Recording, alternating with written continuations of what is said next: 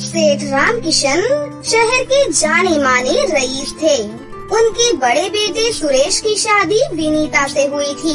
छोटा बेटा रघु भी शादी लायक था, पर उसकी शादी में एक दिक्कत आ रही थी, जिसका समाधान लेकर आज पंडित जी घर पर आए हुए थे। चिंता की कोई बात नहीं है सेठ जी, लड़की बिल्कुल हमारे रघु के साथ मेल खाएगी। कद काठी भी रघु बेटा की तरह छोटी है। वो लोग भी अपनी बेटी सिंड्रेला के लिए छोटी हाइट का लड़का ही ढूंढ रहे थे। मंदिर में मेरी मोहन जी से बात हुई तो उन्होंने मुझे लड़के के लिए लिखवा दिया, तो मेरे दिमाग में सबसे पहले रघु का ही नाम आया था, तो सीधा यहाँ चला आया। अच्छा किया पंडित जी, मैं तो कब से आपको रघु के लिए कोई लड़की बताने के लिए कह ही रहा था। आप कह रहे हैं कि लड़की अच्छी है, तो हमें भी कोई दिक्कत नहीं है। तो देर किस बात की है? सुनो जी, हम कल ही लड़की देखने चलते हैं। सेठ जी, बस एक परेशानी है। कैसी परेशानी पंडित जी? लड़की वाले ज्यादा पैसे वाले नहीं है, पर बहुत ही शरीफ हैं, खानदानी हैं। पंडित जी, हमें इस बात से कोई भी मतलब नहीं है कि लड़की के परिवार वाले ज्यादा अमीर नहीं हैं, बस लड़की अच्छी होनी चाहिए। और फिर रघु के लिए कब से हम लड़की के लिए ही तो परेशान थे। रघु की हाइट कम है, उसे लेकर हम बहुत चिंता में थे। अगर अच्छी लड़की मिल रही है तो हम ये रिश्ता हाथ से नहीं जाने देंगे। मैं और सेठानी कल ही लड़की को देखने जाएंगे। तब ठीक है सेठ जी, मैं लड़की वालों को ये बात कह देता हूँ। पंडित जी बात पक्की करके चले जाते हैं। तभी विनीता अपने पति से कहती है, सुनो जी, सुना तुमने? रघु भैया की शादी एक गरीब परिवार में होने जा रही है। पता नहीं माँ बाबूजी को क्या हो गया है। घर की इज्जत की कोई चिंता ही नहीं है। विनीता, माँ बाबूजी ठीक कह रहे हैं। तुम जानती हो ना, रघु बचपन से ही बौना है। उसके लिए बौनी लड़की मिलना बहुत मुश्किल है। अब जो मिल रही है वही ठीक है। पंडित जी का बताया हुआ रिश्ता सेठ और सेठानी को पसंद आ जाता है और सिंड्रेला उनके घर में बहू बनकर आ जाती है। सिंड्रेला कद में भले ही छोटी थी, पर देखने में वो बहुत सुंदर थी। साथ ही उसके लंबे घने बाल उसकी सुंदरता को और निखारते थे। रघु और सिंड्रेला एक दूसरे का साथ पाकर बहुत खुश थे। माँ, बाबूजी, मैं सिंड्रेला को अपनी कपड़ा मिल दिखाने ले जा रहा था। हाँ बेटा, जरूर जाओ।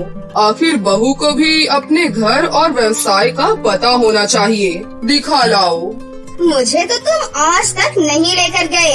ये कल की आई लड़की सही है। देवर जी उसे अपनी कपड़ा मिल दिखाने ले जा रहे हैं।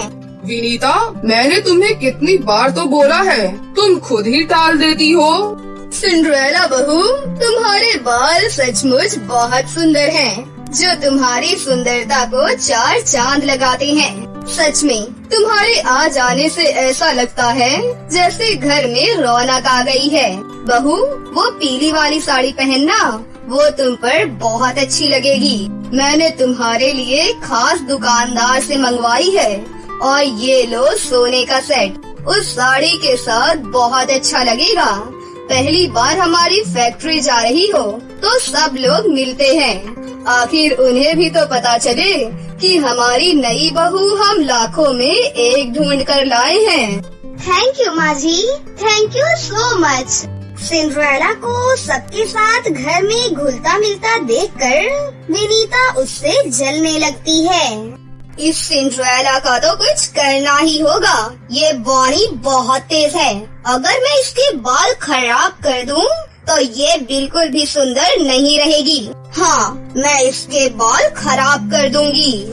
फिर क्या था, एक शाम जब सिंड्रेला सो रही थी, तो चोरी से विनीता ने उसके बालों में एक ऐसा पदार्थ लगा दिया जिससे सिंड्रेला के बाल आपस में चिपक गए।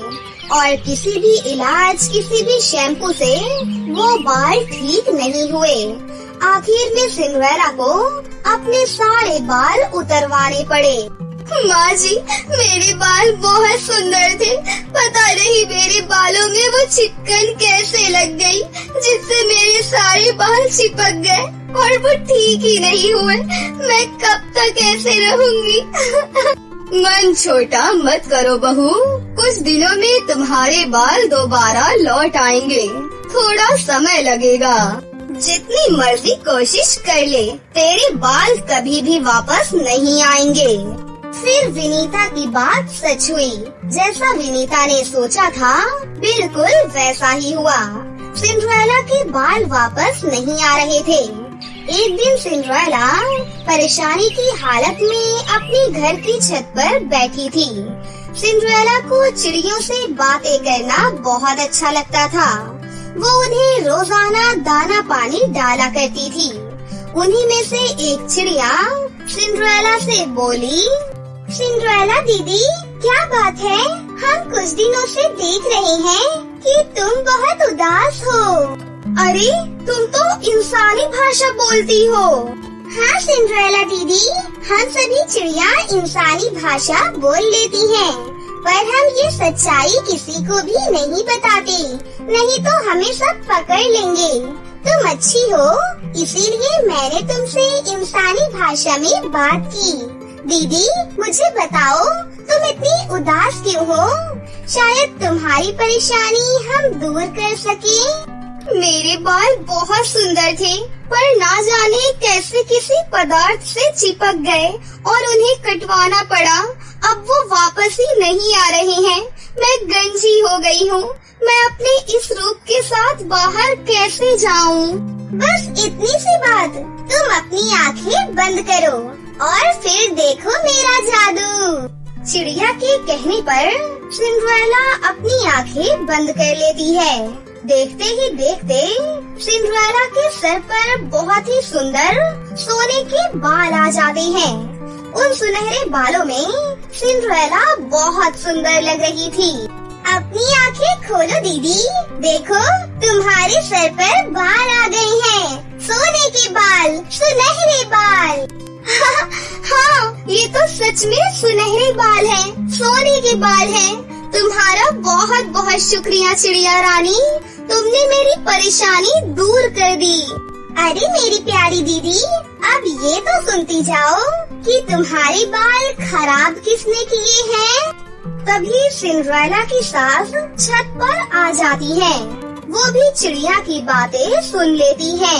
सिंड्रेला दीदी, तुम्हारी बाल तुम्हारी अपनी जेठानी विनीता ने ही खराब किए हैं। वो तुमसे जलती है, इसीलिए उन्होंने तुम्हारे साथ ऐसी गलत हरकत की है। क्या विनीता भाभी ने ऐसा किया? मैं तो ये सोच भी नहीं सकती थी कि भाभी मेरे साथ ऐसा करेंगी। ये सुनकर मुझे बहुत दुख हो रहा है। सिंड्रेला बहू, मैंने सब कुछ सुन लिया है। हम इंसानों से अच्छे तो ये पक्षी जानवर हैं, जो किसी की मदद के लिए हमेशा तैयार रहते हैं, वफादारी निभाते हैं। तुम इन्हें दाना पानी डालती हो और आज बदले में देखो, इन्होंने तुम्हारी मदद की। पर विनीता बहू ने जो तुम्हारे साथ किया है, उसके लिए मैं उसे कभी भी माफ नहीं करूंगी। मैं अभी जाकर उसकी खबर लेती हूँ। सेठानी नीचे जाती है और सारी बात घर वालों को बता देती हैं। विनीता, तुम इतना गिर जाओगी, मुझे अंदाजा नहीं था। तुम्हें किस चीज की कमी है इस घर में? तुम्हें तो सिंड्रेला को अपनी छोटी बहन की तरह प्यार करना चाहिए था। विनीता भाभी, अगर सिंड्रेला चाहती तो वो भी आपसे नफरत कर सकती थी। वो तो छोटी हाइट की है, आपकी हाइट तो बिल्कुल ठीक है, पर वो तो आपसे नफरत नहीं करती। मैं भी छोटी हाइट का हूँ, फिर तो आप मुझसे भी नफरत करो, मुझे भी नुकसान पहुँचा दो। मैं इस घर में ही नहीं रहूँगा। नहीं नहीं, मुझे माफ कर दो देवर जी, मैं जलन में अंधी हो गई थी। ये घर छोड़कर मत जाओ, नहीं तो मैं अपने आप को कभी भी माफ नहीं कर सकूंगी। मुझे माफ कर दो सिंड्रेला, मुझसे बहुत बड़ी गलती हो गई। विनीता सभी घर वालों से माफी मांगती है। सिंड्रेला के कहने पर सभी घर वाले उसे माफ कर देते हैं। उस दिन के बाद से सिंड्रेला सोने के बालों वाली बहू बन जाती है। उसके बालों को जो भी देखता उसकी बहुत तारीफ करता। सिंड्रेला बहुत खुश थी कि उसके बाल फिर से लौट आए थे। कहते हैं ना कि व्यक्ति को उसके अच्छे कर्मों का फल अवश्य मिलता है। जैसे सिंड्रेला को उसकी दयालुता का फल चिड़िया रानी ने दिया। सुजाता के आंगन में उसकी बौनी बहू अपने पति आरव का हाथ पकड़कर उसके साथ घर में आती है, जहां सुजाता उनका गृह प्रवेश करती है। तुम दोनों एक दूसरे के साथ बहुत अच्छे लग रहे हो। ऊपर वाला तुम्हारी जोड़ी को हमेशा सही सलामत रखे। आ जाओ बहू, घर के अंदर आओ, तुम्हारा घर में स्वागत है। सुजाता के कहने पर उसकी बौनी बहू गुंजन घर के अंदर आ जाती है। जैसे ही वो अपने ससुराल में यहाँ वहाँ देखती है तो वो अपने मन ही मन में सोचती है, आरव का परिवार तो सच में बहुत ही ज्यादा गरीब है, जैसा कि उसने मुझे बताया था। खैर, अब मैं इस घर में आ गई हूँ ना, तो सारी चीज धीरे धीरे ठीक हो जाएगी। गुंजन ऐसा सोच ही रही होती है कि तभी उसके ससुराल के पहले दिन पर ही उसके घर के बाहर कर्ज वाले आ जाते हैं। अरे आरव, कहाँ पर है तू? अरे बाहर निकल। अरे देखो तो सही, शादी करके अपने घर में बहू लेकर आ गया है, लेकिन कर्ज चुकाने के लिए इसके पास पैसे नहीं है। आज तो हम इससे पैसा लेकर ही जाएंगे। अम्मा मियाँ, कितने पैसे देने हैं? हमारे तो आज तक एक पाई भी नहीं लौटाई गई, तुम्हारे कहाँ से लौटा दिए जाएंगे? अरे आज तो हम अपना पैसा लेकर ही जाएंगे, चाहे कुछ भी हो जाए। अरे निकल आरव, बाहर निकल।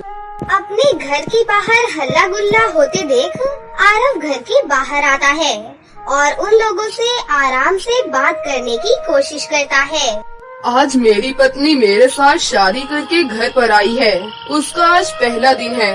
मैं तुम्हारे आगे हाथ जोड़ता हूँ, जरा मुझे एक दिन की मोहलत दो, मैं तुम्हारा पैसा चुकाना शुरू कर दूंगा। आरव के कई बार समझाने के बाद भी उन सब में कोई भी उसकी बात नहीं सुनता है, जिसके बाद ये सब देखकर गुंजन को बहुत बुरा लगता है। गुंजन घर के अंदर जाकर कुछ सोचने लगती है। तभी वो अपने दोनों हाथ आगे करती है और अपनी दोनों आंखें बंद करके अपने मन में कहती है, मैं चाहती हूँ कि मेरे हाथ में एक सोने से भरा हुआ संदूक आ जाए। गुंजन के इतना कहते ही उसके हाथ में सोने से भरा हुआ एक संदूक आ जाता है, जिसके बाद वो सोने से भरे संदूक को उठाकर लेकर आती है और उन सभी लोगों को देते हुए कहती है, ये सोने से भरा संदूक है, जब तुम सब इसे बेचोगे तो तुम्हें इसमें से अपने कर्ज के पैसे की डबल कीमत मिल जाएगी। इससे तुम्हें फायदा ही होगा। ये लो, ये अब से तुम्हारा हुआ। सोने से भरा संदूक देखकर किशोर, राजेश और चंदन की आंखें खुली की खुली रह जाती हैं। वो बहुत ज्यादा हैरान हो जाते हैं, जिसके बाद वो उस संदूक को लेकर जाते हैं और उसे बेचकर अपना कर्ज वसूल कर लेते हैं। लेकिन सोने से भरा संदूक आया कहाँ से? अब इस बात पर पूरे घर में चर्चा शुरू हो जाती है। हमारे घर में तो सोने की कोई चीज ही नहीं मिलेगी, फिर ये सोने से भरा इतना बड़ा संदूक कैसे आया? बताओ गुंजन, तुम्हारे पास ये सोने से भरा संदूक कहाँ से आया? इतने समय से हमारे घर में सोने का एक टुकड़ा भी नहीं था, और आज ये सोने का इतना बड़ा संदूक कहाँ से आ गया? ऐसा कैसे हो सकता है? तुम कुछ बोलती क्यों नहीं हो बहू? हमें तुम्हारे मुँह से सच सुनना है। आरव और सुजाता के पूछने पर गुंजन उन्हें सब कुछ सच सच बताना शुरू कर देती है। ये तब की बात है जब मेरे माता पिता मेरे रिश्ते के लिए बहुत ज्यादा परेशान हो रहे थे। बहन जी, मेरी बेटी बहुत संस्कारी है और उसे बहुत कुछ आता है। शुरू से ही वो हर एक काम में दिलचस्पी रखती है और पढ़ाई में भी बहुत तेज है हमारी बेटी। जब आप इतनी तारीफ कर रही हो तो आपकी बेटी तारीफ के लायक ही होगी। पर मैं देखना चाहती हूँ कि आपकी बेटी है कहाँ, जिसकी आप इतनी तारीफ कर रही हो। आप अपनी बेटी को बुलाइए तो सही। कमला के कहने पर वो अपनी बेटी गुंजन को बुला लेती है। गुंजन की छोटी हाइट देखते ही कमला हैरान रह जाती है। जहाँ उसके चेहरे पर इतनी ज्यादा खुशी थी, अचानक से उसका चेहरा उतरा उतरा हो जाता है और वो गुंजन को देखते ही मालती से कहती है, ये पुड्डू सी आपकी बेटी है। मुझे तो यकीन ही नहीं होता कि आपकी बेटी इतनी बौनी है। हे भगवान, जिसकी आप इतनी तारीफ कर रही थी, ये वो लड़की है। मुझे तो यकीन भी नहीं होता। आपने ये सोच भी कैसे लिया कि मैं अपने इतने सुंदर लंबे लड़के की शादी इस बौनी हाइट की लड़की से करवा दूंगी। कमला बहन, ये तुम कैसा बर्ताव कर रही हो? बौनी हाइट होना कोई बहुत बड़ी बात नहीं है। आजकल ये सब कौन देखता है? लोगों का तो मुझे नहीं पता, लेकिन मैं तो देखती हूँ। अरे मैं नहीं चाहती कि जमाने के लोग मेरे बेटे को ये कहें कि उसकी पत्नी छोटी है, बिल्कुल उसकी बच्ची जैसी है। सॉरी बहन जी, हम ये रिश्ता नहीं कर सकते। फिर कमला वहाँ से उठकर चली जाती है। ऐसे ही जितने भी रिश्ते आते हैं, वो सभी एक एक करके गुंजन की छोटी हाइट देखकर उसे मना करके चले जाते हैं। गुंजन अंदर ही अंदर बहुत ज्यादा टूट चुकी थी। अरे बेटी, ऐसे मत रो। देखो, अगर तुम अभी से हार मान जाओगी तो आगे कैसे चलेगा? माँ, हम इतनी बार रिजेक्शन पा चुके हैं कि अब हमारे अंदर और रिजेक्ट होने की जरा भी गुंजाइश नहीं है। आप हमारी बात समझने की कोशिश करो माँ। मालती गुंजन को बहुत ज्यादा समझाती है, जिसके चलते वो फिर से लड़के वालों के सामने आ जाती है। हर बार की तरह इस बार भी उसे रिजेक्ट करके वो लोग चले जाते हैं, जिसके चलते गुंजन रोते हुए वहाँ से निकल जाती है और वो रोते हुए जंगल में एक नदी के किनारे बैठ जाती है।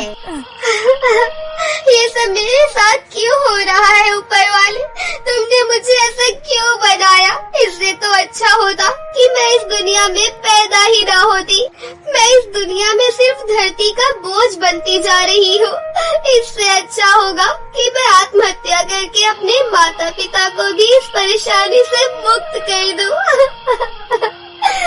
गुंजन जैसे ही नदी में कूदने वाली होती है कि तभी नदी के अंदर से पानी की राजकुमारी जलपरी निकलती है, जो गुंजन से कहती है, इतनी प्यारी और खूबसूरत होने के बाद तुम खुदकुशी कैसे कर सकती हो?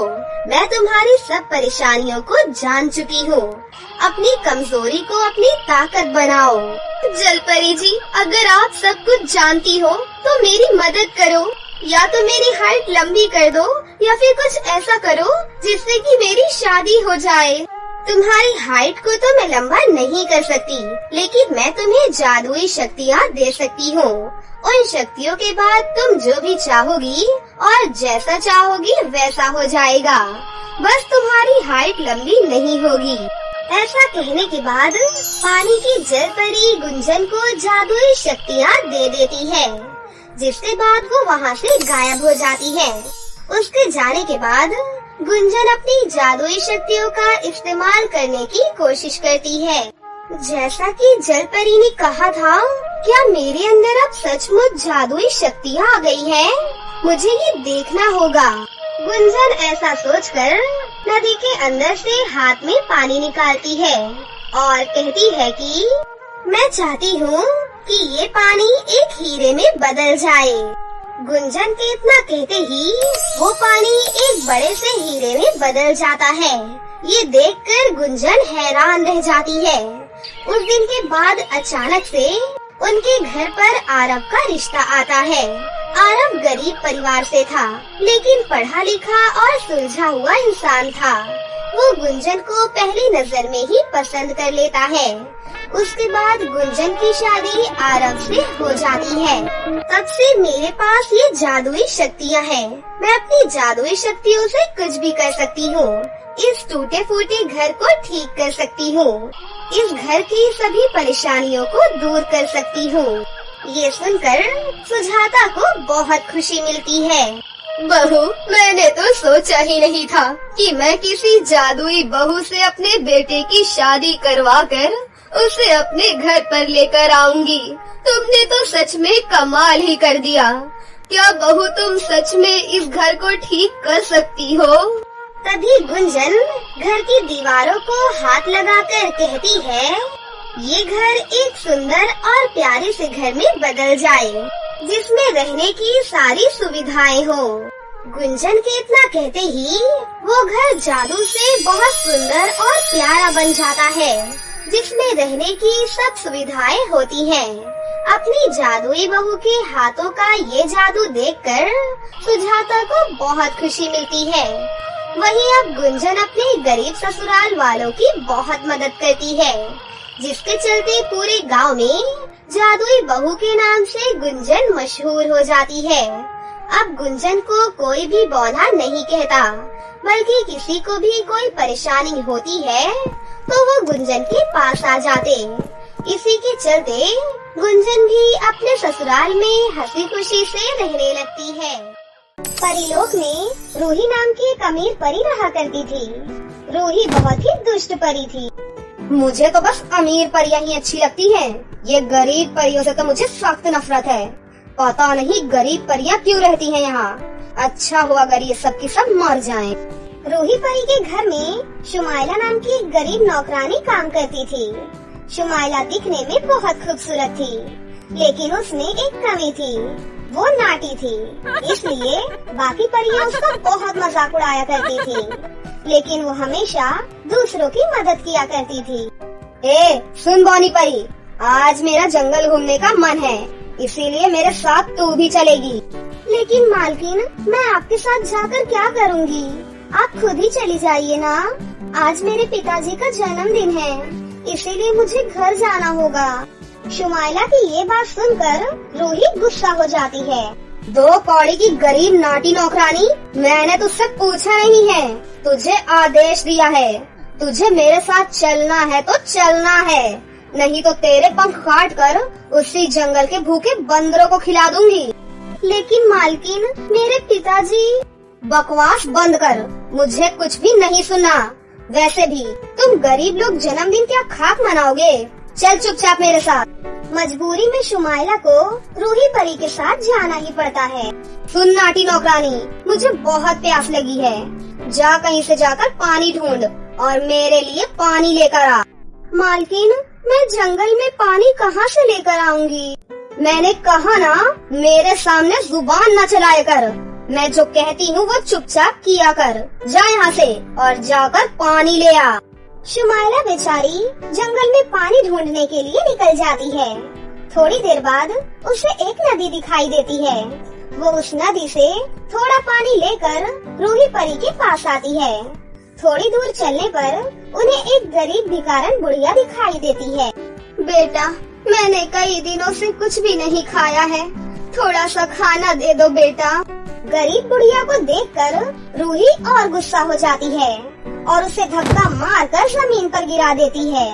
बदतमीज बुढ़िया, तेरी हिम्मत कैसे हुई मेरे सामने आने की और अपनी गंदी जुबान से मुझे बेटा बोलने की? मुझे तेरे जैसे गरीब लोग बिल्कुल पसंद नहीं। अपनी मेहनत कर और अपना खाना खा, भिखारी कहीं की। तभी शुमाइला उस बुढ़िया के पास जाती है। दादी, आप ठीक तो है ना? उठिए दादी, ये लीजिए, ये पैसे रख लीजिए और जाकर कुछ खाना खा लीजिए। ये गरीब लोग बिल्कुल एक जैसे ही होते हैं। चल नाटी नौकरानी, अगर तेरा ड्रामा खत्म हो गया है तो आगे चल। दोनों परियां वहाँ से आगे चली जाती हैं।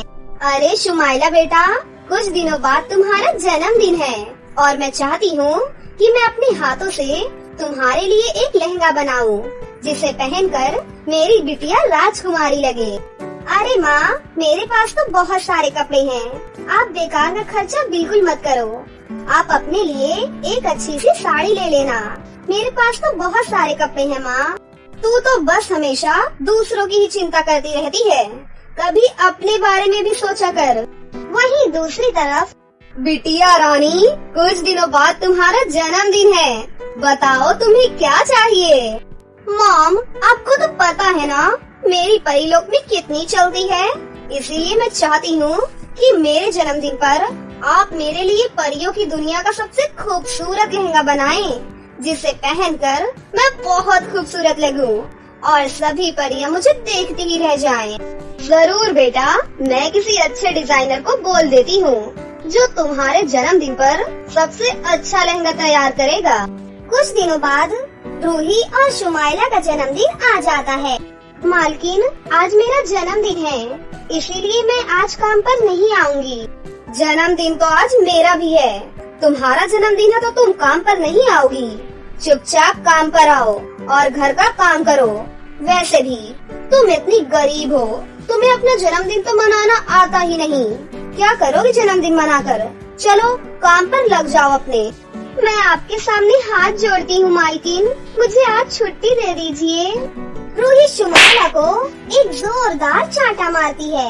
मेरे सामने ज्यादा जुबान मत चलाया कर।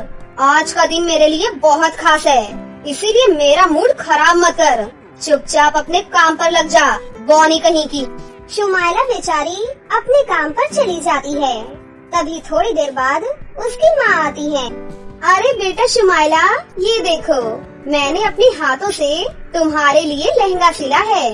काम करने के बाद ये लहंगा पहन लेना बेटी। रूही ये देखकर जोर जोर से हंसने लग जाती है। क्या तुमने खुद ये लहंगा सिला है? जैसे गरीब तुम लोग हो, वैसे ही घटिया काम करते हो तुम लोग। रूही हंसते हुए वहाँ से चली जाती है। आप बुरा मत मानिए माँ, वो ऐसी ही हैं, कुछ भी बोल देती हैं। आप यहाँ रख दीजिए, मैं थोड़ी देर बाद पहन लूंगी। जरा देख कर तो आऊँ कैसा बनाया है उसकी माँ ने उसका लहंगा। अगर उसका लहंगा मुझसे ज्यादा सुंदर हुआ तो मेरी तो बेइज्जती ही हो जाएगी। रूही चुपचाप शुमाइला के लहंगे के पास जाती है और उसका लहंगा निकाल कर देखने लगती है। हाय राम, इतना सुंदर लहंगा, ये तो सच में बहुत सुंदर है। मेरा लहंगा तो इसके सामने कुछ भी नहीं है। अगर इस गरीब की बच्ची ने इस लहंगे को पहन लिया तो मेरी तो बेइज्जती हो जाएगी। मुझे इसके लहंगे को जलाना ही होगा। वो शुमाइला के लहंगे में आग लगा देती है और शुमाइला ये सब कुछ देख लेती है। ये आपने बिल्कुल ठीक नहीं किया मालकिन। मेरी माँ कितने दिनों से मेरे लिए लहंगा बना रही थी, आपने एक पल में इसे जला दिया। मैंने आपका क्या बिगाड़ा है मालकिन, जो आप मेरे साथ ऐसा करती हैं? बकवास बंद कर गरीब बौनी, तू एक गरीब बौनी परी है, इसीलिए गरीबों जैसे कपड़े पहन, तू उसी में ठीक लगेगी। रोते रोते शुमाइला वहाँ से चली जाती है और एक जंगल में जाकर बैठ जाती है। कितनी मेहनत से मेरी माँ ने मेरे लिए लहंगा सिला था, अब अगर माँ को पता चलेगा तो उन्हें कितना दुख होगा। हे भगवान, अब मैं क्या करूँ? वहीं जंगल में पेड़ के ऊपर बैठे दो पक्षी शुमाइला की ये सारी बातें सुन रहे थे। ये तो बहुत ही सीधी सादी और गरीब नाटी परी है, आज इसका जन्मदिन भी है और वो दुष्ट रूही परी ने इसका लहंगा भी जला दिया है।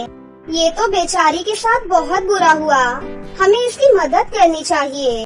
वो दोनों पक्षी जादूगरनी की गुफा में जाते हैं। जादूगरनी अपने ध्यान में बैठी हुई थी। इस जादूगरनी के पास एक जादुई लहंगा है, हमें वो लहंगा ले जाकर उसे दे देना चाहिए। दोनों पक्षी जादुई लहंगा ढूंढते हैं और आखिरकार उन्हें वो जादुई लहंगा मिल जाता है। वो जादुई लहंगा लेकर वहाँ से चले जाते हैं और शुमाइला के सामने रख देते हैं। आज तुम्हारा जन्मदिन है ना, इसीलिए हमारी तरफ से ये छोटा सा गिफ्ट, इसे स्वीकार करो। वो लहंगा देखकर शुमाइला बहुत खुश हो जाती है और थैले से लहंगा बाहर निकाल कर देखने लगती है। अरे वाह, कितना सुंदर लहंगा है। शुमाइला जल्दी से वो लहंगा पहन लेती है। लहंगा पहनते ही शुमाइला बहुत ही खूबसूरत हो जाती है। थोड़ी देर बाद वहाँ पर रूही परी अपनी सहेलियों के साथ आती है। अरे रूही, वो देखो तुम्हारी नाटी नौकरानी, कितना सुंदर लहंगा पहना है उसने, और वो तो कितनी लंबी भी हो गई है। तुम्हारे कपड़े तो इसके सामने कुछ भी नहीं। आज तो तुम हमसे भी ज्यादा गरीब लग रही हो। तुम अपने आप को सबसे ज्यादा अमीर समझती हो ना? शुमाइला के जैसा लहंगा तो हमने आज तक कहीं नहीं देखा। और देखो तो कितनी सुंदर लग रही है, पूरी राजकुमारी लग रही है। तुम्हारा लहंगा तो एकदम फीका पड़ रहा है उसके सामने। अपनी सहेलियों की ये बात सुनकर रूही गुस्सा हो जाती है और शुमाइला के सामने प्रकट हो जाती है। अरे तू इतनी लंबी कैसे हो गई? रुक जा, मैं तेरे इस लहंगे में भी आग लगा दूंगी, फिर देखती हूँ तू क्या पहनती है। वो शुमाइला के लहंगे में आग लगाने की कोशिश करती है। तभी लहंगे से आग निकलती है और रूही परी के बालों में आग लग जाती है। और थोड़ी देर बाद रूही परी पूरी तरह से गंजी हो जाती है और उसका पूरा शरीर काला पड़ जाता है। दुष्ट परी, तुझे अपने पैसों पर बहुत घमंड है ना? अब तू जिंदगी भर ऐसी ही रहेगी। चुपचाप जल्दी से यहाँ से भाग जा, नहीं तो मार मार के तुझे पागल कर दूंगा। रूही परी वहाँ से भाग जाती है। वहीं शुमाइला परी खुशी से नाचने लग जाती है और लहंगे को शुक्रिया अदा कहकर अपने घर चली जाती है। तो दोस्तों, कैसी लगी आपको हमारी ये कहानी? अगर आपको हमारी कहानी अच्छी लगी हो तो इसे जरूर लाइक करें, साथ ही हमारे चैनल को सब्सक्राइब भी कर लें और बेल आइकन को दबाना ना भूलें। मिलते हैं अगली वीडियो में। धन्यवाद।